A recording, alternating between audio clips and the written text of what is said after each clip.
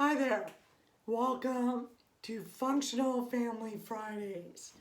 I'm Reiki Rita Roberts. To last week's topic, we talked about the 6 most emotionally damaging types of parents.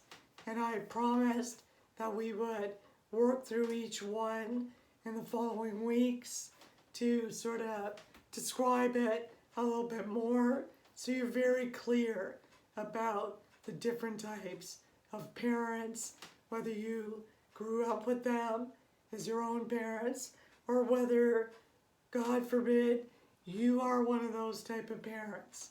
But again, awareness is key to change. All right, so those 6 types, just quickly, was the ego, narcissistic parent, the controller, the wounded victim, the unfair parent who plays favorites, the parent living in denial, and the distracted parent. So today we're going to talk about the ego, self-centered, narcissistic parent.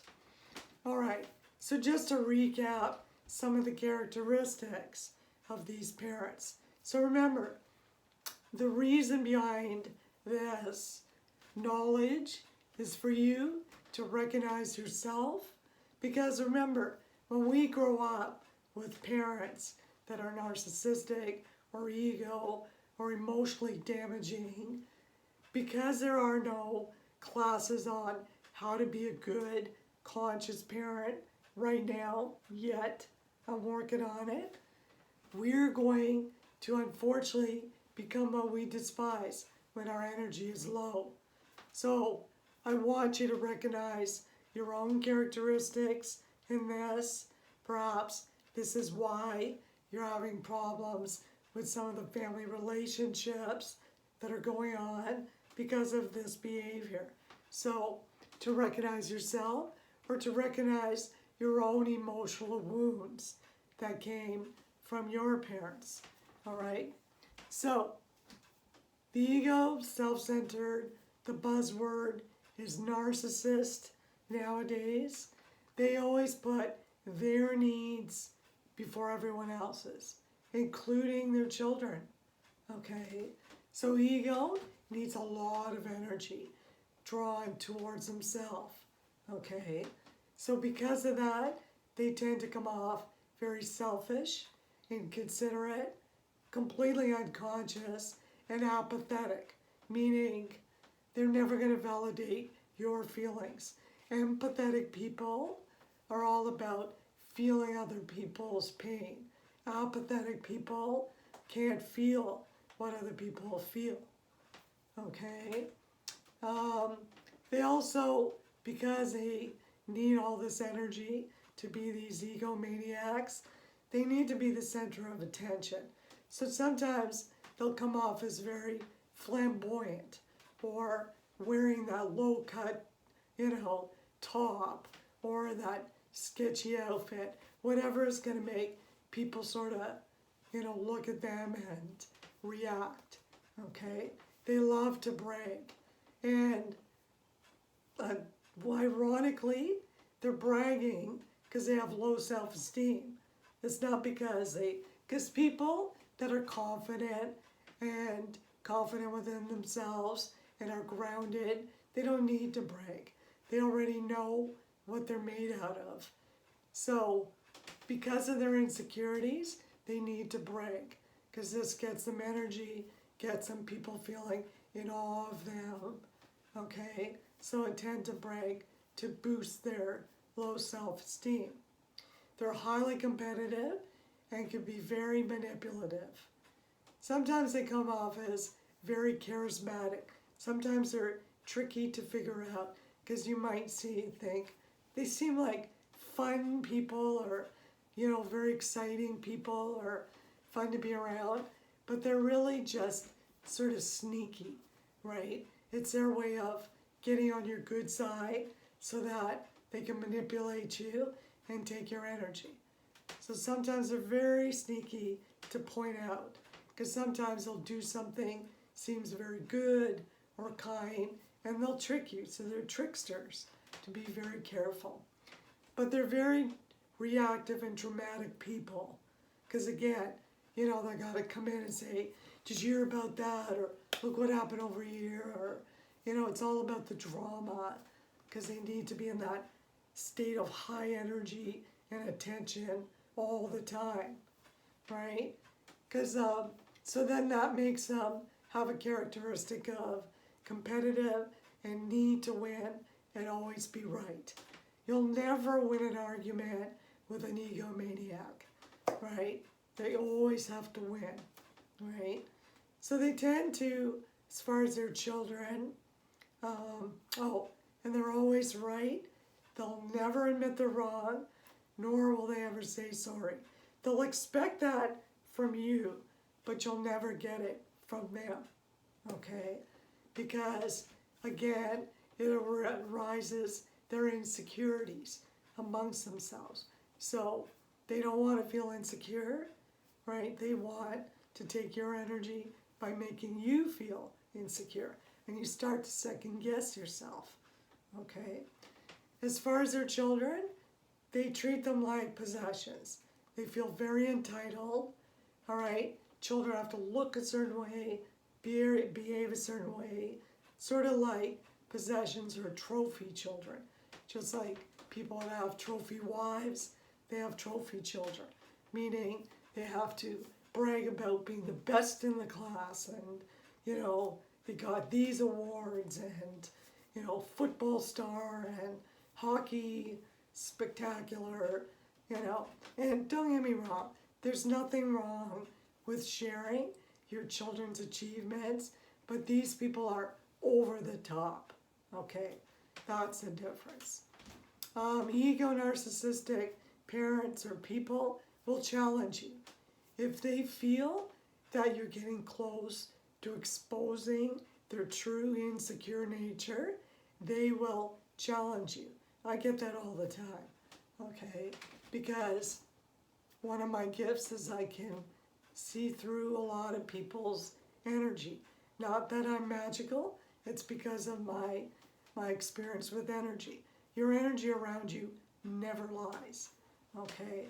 So sometimes when you can see that people are really putting on a show, they'll challenge you. They'll challenge me, right? Because they don't want to feel insecure and they don't want everyone else to know their insecurity. So they'll try to turn the table and manipulate you, that there's something wrong with you, that you're the weird one, that you're the crazy person, All right. What else?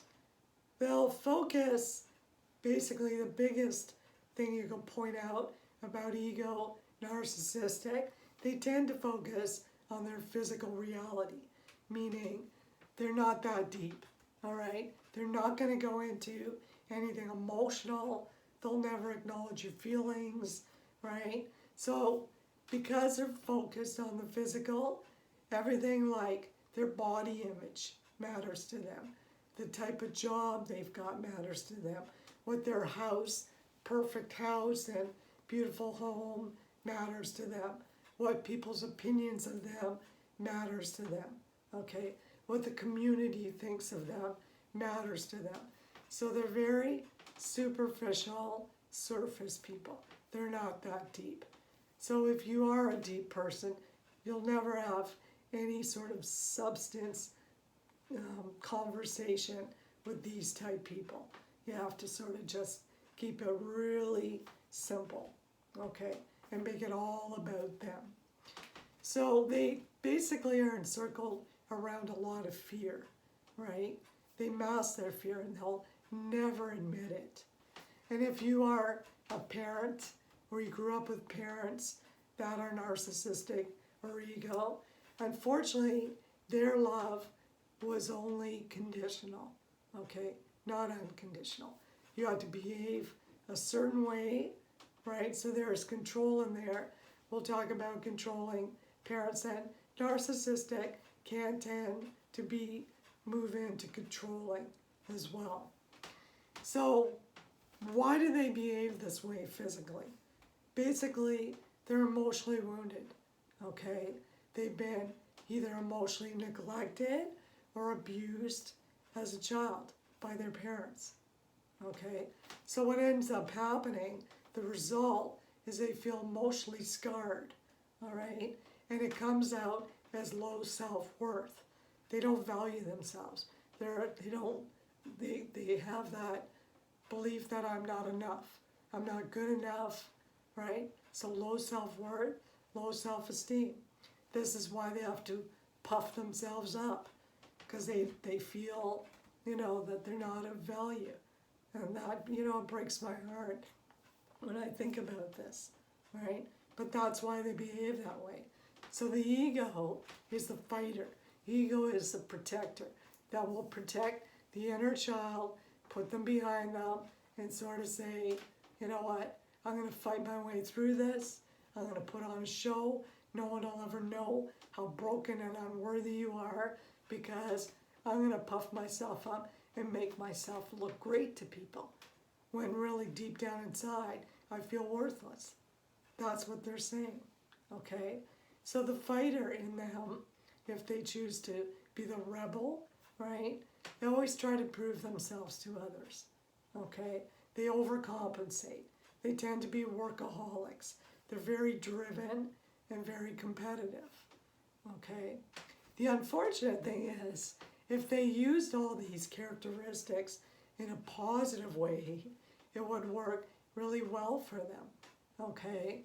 Because it's okay to be driven and competitive in a healthy way. But for these people, the narcissistic type parent or person use it in a negative way, okay? If they tend to be the flight type people, narcissistic, not often, but they do have that can't do attitude. They have no motivation, they're sad, depressed, sometimes suicidal, okay? So let's talk about what I know as well, why they behave this way energetically. Because they're holding on to the pain and the anger and the unhappiness from their upbringing, because they're emotionally neglected or abused, right? And they're still holding on to that pain. So it takes a lot of energy to masquerade their pain and their anger and their unhappiness. So they need to get it by doing this dog and pony act, with people, and it's exhausting. Now, the unfortunate thing about this using up a lot of energy to mask their pain, it lowers their energy. So if they're operating in low energy, guess what comes creeping up? Fear, okay? And as you know, we're living in a lot of that these days. So a lot of people that tend to be fear-focused also have low energy, right? And what is their fear? They're afraid to show people how worthless they are. So they cover it up by hiding behind this facade or this ego, okay? Because they've come to believe what their wounded parents taught them, that they're worthless. They're not valuable, they're unimportant. So they gotta hide that, because no one wants to believe that. We all want to feel that we serve purpose and that we're special, okay? But the people that was supposed to love them the most somehow hurt them the most, okay? So that low energy is, turns into fear, right? And then what happens when it turns into fear? They start living this sort of fear-focused life. And doing that makes them very pessimistic in nature and very negative sort of outlook on life. Everything is a challenge, and, they lack gratitude because they're living in this negativity all the time. So living with fear and negativity, unfortunately, will make you an unhappy person, okay? So deep down inside, it may look like these people have it all. They've got the great body, the beautiful home, the straight A kids, and all this perfection. But meanwhile, deep down inside, they're really hurting and they're putting on the show because they don't feel, worthy enough, that they're not good enough. And that's really heartbreaking. So the important things to know. So what's the importance of knowing all this stuff, Rita? Well, in order to recognize an ego, narcissistic parent's behavior, this is to empower you, okay? So that you get to know, if you're operating under this type of influence from your own parents, right? Or if you're the type of parent that is a narcissist. And I know we never want to admit the truth about ourselves. I mean, before I did my healing work, I saw some of these characteristics in myself as well, because of the pain and the unhappiness that I was carrying as a wounded child from my own upbringing. So it's not unusual for us to have some of these characteristics. So, but just knowing what this isn't good enough. You got to do the work if you want to become happy and have a peaceful, loving family life. All right? So this is just awareness to help you recognize the negative behavior. All right? So what's your answer? What do I do then, Rita? Well, you got to do the healing work. If you want to evolve into a healthy, happy person / parent, okay, you got to do the healing work. Otherwise, you could choose to masquerade your pain and your suffering and your emotional abuse. You can continue to be that egomaniac or that narcissist or the victim of a narcissistic parent. But I believe you're here because you want to do better and you want to have better and you want to be a better parent to your children. I know I did. So this stuff and this teaching that I'm giving to you never existed when I was doing my healing work. So the beauty is I'm presenting it to you so you could see the truth. You could become aware of, some of your flaws or imperfections so that you can start changing things. Okay? So that's the goal here. Because if you don't change and you don't recognize that you need some healing work, then things aren't going to get better, right? You will progressively continue to lose energy to keeping up this show, right? And it's going to drain you and it's going to just, it's going to smother you and it's just going to overtake who you really are inside. Because one thing I want to say about narcissistic, ego type people are never authentic because they're putting on this false bravado of who they are. So you'll never truly see who they truly are because they're afraid to be vulnerable. Okay? And that's unfortunate because being vulnerable, that's where your beauty is. That's what makes you you. Okay? So why do you want to do this healing work? Because then you get to be authentic. You get to be the beautiful person that God intended you to be before all this noise and negativity, started to change you into this person that you truly aren't. Okay? So I hope that you found this video useful today. If so, leave your likes, leave your comments, share with other people, because it's all about raising awareness and telling other people. Okay? So if you haven't already, follow me on YouTube, Reiki Rita Roberts. Please join my free Facebook group, which is called Stressful Family Relationships. Jump on there. And as my gift to you, if you're ready now to start the healing process, go on to my website, thefunctionalfamily.ca, and right on the home page, you could download my free emotional checklist, because that's going to start to give you a snapshot of where your emotions are, okay? Whether you need some help. And I'm guessing that you probably are not, completely happy or feeling your top game. That's why you're here.